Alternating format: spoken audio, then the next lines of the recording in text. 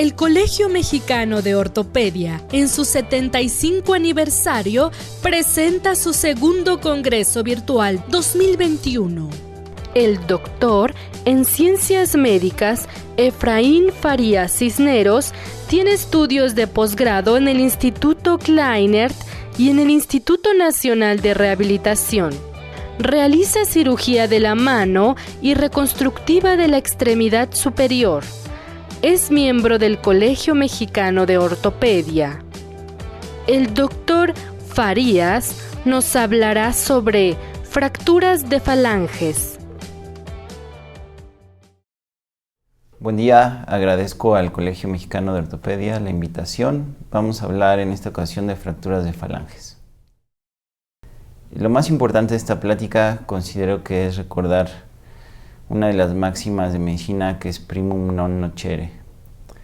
Una de las cosas más importantes en la cirugía de mano es conocer la alta complejidad y la importante función de la misma, y muchas veces en nuestro afán por dar un tratamiento podemos causar más daño. Las falanges son parecidas a los peones en el juego de ajedrez. La suma de todas ellas nos dan la función completa de la mano y no debemos de menospreciarlas. Muchas veces una fractura de falange maltratada va a dar una limitación funcional importante sin importar cuál sea nuestra actividad. Las manos pues las usamos para todo. Recordando la anatomía, las falanges son 14 en cada una de las manos, son huesos largos según su clasificación osteológica, y van a estar formadas por sus articulaciones y la inserción ligamentaria y tendinosa de las mismas. Esto les va a dar más o menos su forma, y recordemos que son ligeramente curveadas en la parte palmar y ligeramente curveadas también, convexas en la parte dorsal, y la falange del pulgar es un poco más plana. Recordemos que junto con el metacarpiano va a formar el rayo, y cada uno de los rayos van a formar un arco longitudinal y un arco transverso que asemeja a los postes de una tienda canadiense, y a partir de esas estructuras óseas rígidas se van a insertar los complejos mecanismos flexores y extensores. También recordemos la relación de Fibonacci, en la cual tenemos que la suma de la falange media y la falange distal es igual a la longitud de la falange proximal. Otra cosa muy importante, como ya lo habíamos mencionado, es su utilidad o su función conjunta, en la cual si nosotros tenemos la lesión de una de ellas, de uno de los rayos, se va a afectar la función global de la mano. Y una de las cosas más importantes en el tratamiento de fracturas de falanges o de metacarpianos es mantener la relación adecuada y evitar rotaciones. Los principios de AO para el tratamiento de las fracturas deben de buscarse también en el tratamiento de las fracturas de falanges, que es una reducción y fijación anatómica, dar una estabilidad adecuada para, según lo exija el patrón de la fractura, tratar de tener una estabilidad suficiente para una movilización y rehabilitación precoz, y preservar la vascularización de los tejidos blandos. Entonces, el objetivo más importante en el tratamiento de estas fracturas será buscar el equilibrio entre una fijación estable para permitir movimiento temprano con el menor daño posible a los tejidos blandos. La mayoría, o no la mayoría, pero muchas fracturas de falanges pueden ser tratadas de forma conservadora. Si nosotros recordamos en la epidemiología, las fracturas de falanges, sumando los 14 huesos, son las fracturas más comunes de la extremidad superior. Entonces, muchas de ellas pueden ser tratadas de forma no quirúrgica. Nosotros, para evaluar el tratamiento no quirúrgico, debemos de evaluar la rotación de los dedos. Las puntas de las uñas deben de dirigirse todas hacia el tubérculo del escafoides, y cualquier rotación pues va a evitar que nosotros podamos dar un tratamiento no quirúrgico. ¿Cómo vamos a hacer esta evaluación? Si el paciente está consciente, muchas veces por el dolor no nos va a permitir explorarlo, pero una vez que esté sedado o anestesiado, nosotros podemos hacer pruebas como el efecto tenodesis o comprimiendo la musculatura en el tercio proximal del antebrazo. Vamos a poder ver una flexión pasiva y evaluar la rotación de los dedos. Otra máxima muy importante en el tratamiento de las fracturas de falanges, así como de metacarpianos, es la inmovilización adecuada. Ya sea un tratamiento no quirúrgico o en la inmovilización postoperatoria, debemos de buscar generalmente esta posición que se le llama intrínseco plus, y esta nos va a ayudar a permitir una adecuada longitud de los ligamentos y evitar contracturas de los mismos. En algunas ocasiones especiales, como por ejemplo en la extrema izquierda, que es una fractura avulsión de la placa palmar de la interfalángica proximal, se pueden utilizar férulas especiales en donde no se inmoviliza en intrínseco plus, sino que se hace una flexión de la interfalángica proximal para poder tener los fragmentos cercanos y se pueda llevar a cabo un tratamiento no quirúrgico. O el body tape o el body splint, que es muy socorrido en muchas fracturas no quirúrgicas, o para el tratamiento postoperatorio, que es el uso del hueso lateral o adyacente sano para ayudarnos a hacer una inmovilización adecuada. ¿Cuáles son entonces las indicaciones quirúrgicas de las fracturas de falanges? Nosotros vamos a ver algunas características de la fractura, su localización anatómica, su desplazamiento, si hay incongruencia articular o si hay lesiones de tejidos blandos, y con ello nosotros podemos predecir si va a ser estable o inestable. Cualquier fractura de inestabilidad, por ejemplo las subcondilias de la falange proximal, las oblicuas cortas o las espiroideas que pueden causar rotación, o las que tienen bastante conminución, o aquellas, por ejemplo, que tienen daños de tejidos blandos severos, como amputaciones o amputaciones parciales. Entonces, cualquier rotación, angulación, acortamiento, incongruencia articular, fracturas expuestas, fracturas múltiples, también serán tratadas de forma quirúrgica. Existen muchas técnicas quirúrgicas que se pueden utilizar para las fracturas de falanges. Como vimos, son huesos largos y se pueden utilizar todos los principios biomecánicos, y nosotros vamos a escogerlo dependiendo de las características o la personalidad de la fractura. Muy bien, empecemos por los clavillos. La ventaja de los clavillos es que nos dan un daño mínimo de los tejidos blandos, y por ejemplo en casos de reimplantes o de lesiones complejas de los tejidos blandos, podemos nosotros hacer una estabilización bastante rápida. Y por ejemplo en este artículo que publicamos, nosotros podemos aumentar estabilidad, esta fijación con falanges, haciendo un bloqueado entre los clavillos. Con esto mejoramos la estabilidad y disminuimos el riesgo de aflojamiento precoz. Como en este caso tenemos una fractura articular parcial y se trata con los clavillos. Vemos el resultado funcional.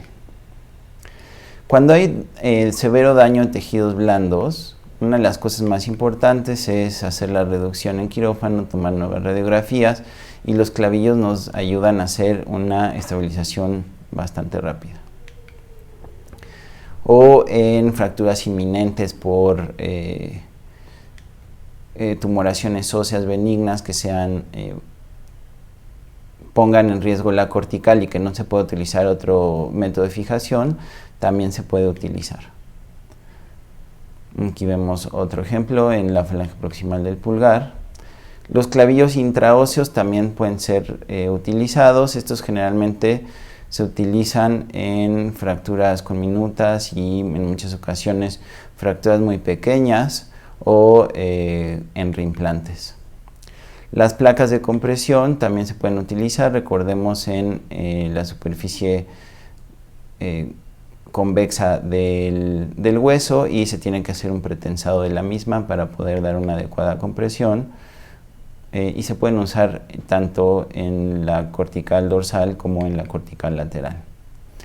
Los tornillos de compresión axial, recordemos que debe ser el diámetro del trazo de fractura, debe ser por lo menos 2 veces mayor al diámetro del hueso.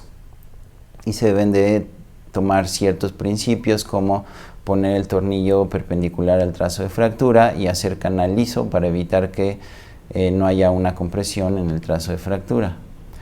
En los sitios donde sea cortical, hueso cortical, debemos utilizar el avellanador. Si es hueso metafisario, no se recomienda porque el hueso es bastante delgado y la cabeza del tornillo se puede hundir.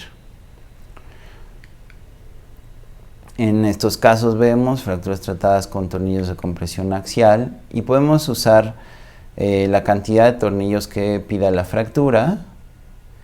Y si nosotros logramos una adecuada estabilidad, incluso podemos hacer una rehabilitación precoz y movilidad temprana del paciente.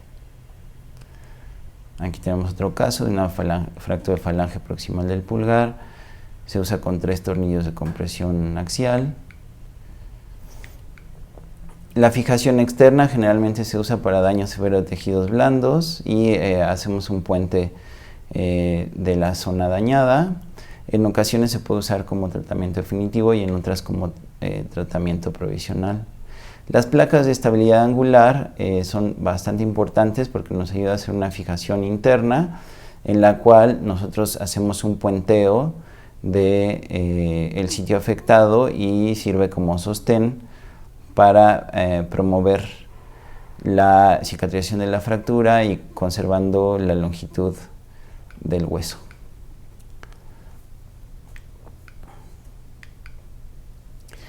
Una vez más, recordemos que debemos de mantener los ligamentos extendidos, tanto en las metacarpofalángicas, que estas se tienen que inmovilizar entre 70 y 90 grados de flexión, y las interfalángicas proximales, que tienen que estar inmovilizadas en extensión. Bueno, recordemos que en la nueva clasificación de AO, el dedo va a ser 1 al 5, empezando por el pulgar. La falange va a ser de 1 al 3, 1 proximal, 2 media y 3 distal. La localización del segmento óseo va a ser 1, 2 o 3, proximal, diafisaria o distal. Y recordemos, simple, en cuña o multifragmentada será el convencional A, B o C. En la fractura distal articular nosotros podemos usar como tratamiento tornillos de compresión axial, ya sea en el plano coronal o sagital, y generalmente también podemos utilizar placas condíleas, que son más útiles en trazos transversos, como en este caso. La reducción se puede hacer manual o se puede hacer asistida por pinzas de reducción, y la técnica para la colocación de los tornillos en la placa es bastante importante, entonces hay que conocerla. Podemos usar tornillos de compresión axial, que ya habíamos mencionado en los principios, y si el tornillo no es suficiente se puede proteger con una placa, ya sea condílea o una placa convencional, generalmente lateral, para evitar entrar a la articulación. Las fracturas multifragmentarias, la mejor forma es tratarlas con placas condíleas, y las fracturas transversas se le puede dar compresión axial a través de una placa. Recordemos que tenemos que pretensarla, y la colocación de los tornillos excéntricos en un lado de la placa para dar compresión es de suma importancia. Las fracturas oblicuas, cuando son oblicuas cortas, tenemos que poner placas, y es importante recordar que debe de ir en el eje longitudinal del hueso, y evitar así complicaciones como fracturas al momento de colocar los tornillos. También la colocación de la placa es sumamente importante, qué tornillo va primero dependiendo del vértice de la fractura, y en ocasiones se puede poner un tornillo de compresión a través de la placa o a un lado de la misma dependiendo de las características de la fractura. Las multifragmentarias se puede hacer una reducción previa para mantener la longitud con un clavo Kirchner y después colocar la placa. Las placas afortunadamente ya son anatómicas y son bloqueadas, entonces se puede poner como sostén o podemos utilizarlas también para dar compresión. Las fracturas proximales metafisarias de la misma manera. Todo esto, como lo vemos, cumplimos todos los principios biomecánicos que se pueden utilizar en cualquier hueso largo. Las fracturas a abulsión se puede reinsertar el ligamento con clavos, con una banda de tensión o con anclas o tornillos. ¿Okay? Entonces este es el caso de una fractura unicondilia. Se hace la reducción abierta con un abordaje lateral, se coloca un tornillo de compresión y tiene un resultado funcional perfecto. En la diáfisis, las fracturas transversas oblicuas o multifragmentarias o las fracturas por abulsión o luxación también se pueden tratar, como ya lo habíamos visto, con anclas, con túneles intraóseos y sutura. Podemos fijar la articulación con un clavillo 6 semanas en lo que cicatriza el ligamento. Las fracturas multifragmentarias generalmente es mejor usarlas con placas bloqueadas. Hay algunas fracturas que se pueden tratar de forma conservadora, como la abulsión dorsal de la bandeleta central, o de forma quirúrgica dependiendo del tamaño del fragmento y el desplazamiento del tendón extensor, o las placas palmares cuando se abulsionan se puede tratar de forma conservadora, o se puede hacer un abordaje en escopeta y colocar tornillos dependiendo de la gravedad de la fractura. Y en las falanges distales, cuando tenemos abulsiones, ya sea dorsal o palmar, nosotros podemos utilizar clavillos para reducir el fragmento o túneles intraóseos con técnica de pull-out para reinsertar el flexor profundo. Recordemos los abordajes a los dedos. Los que más se utilizan es el dorsal y el palmar en zigzag, que son los más seguros, pero en algunas ocasiones podemos usar el medio lateral o el medio axial, y hay que recordar que se tiene que hacer entre la transición de la piel dorsal y palmar. El dorsal, como les decía, es el más ventajoso porque no afecta a los paquetes neurovasculares, y lo único que tenemos que cuidar son los lumbricales, los interóseos y la bandeleta central del mecanismo extensor. Como vemos aquí, tenemos la bandeleta central, la inserción de los tendones de los intrínsecos en el mecanismo extensor, y una vez hecha el abordaje entre la bandeleta central y lateral, podemos nosotros tener un acceso muy bueno a la parte dorsal, ya sea de la falange proximal o de la falange media. Aquí tenemos un caso de un abordaje lateral a una fractura unicondilia de pulgar. Y la rehabilitación es sumamente importante, la movilización precoz. Hay que hacer ejercicios de deslizamiento tendinoso y favorecer la posición de intrínseco plus y el movimiento sin dolor. Como conclusión, recordemos que si nosotros hacemos la técnica quirúrgica de una forma incorrecta, vamos a empeorar el pronóstico del paciente. Vean como en este caso la placa está palmar, no está sujetando nada de hueso, y dices, bueno, está aceptable, los tornillos protruyen muchísimo hacia palmar, pero si vemos nosotros el abordaje que se utilizó para esta cirugía, sabemos que el paciente tiene un pésimo pronóstico. Entonces, concluyendo, primero conocer, tenemos que planificar nuestras cirugías, estudiar y practicar constantemente, leer y actualizarnos. Generalmente cada año, cada 2 años encontramos artículos de revisión para el tratamiento de estas fracturas, inscribirnos a los cursos en donde se enseña a manejar los implantes para conseguir nuestros principios biomecánicos, y como siempre tenemos la referencia quirúrgica gratuita de la AO, donde nos puede ayudar paso a paso a hacer un tratamiento adecuado. Muchas gracias por su atención.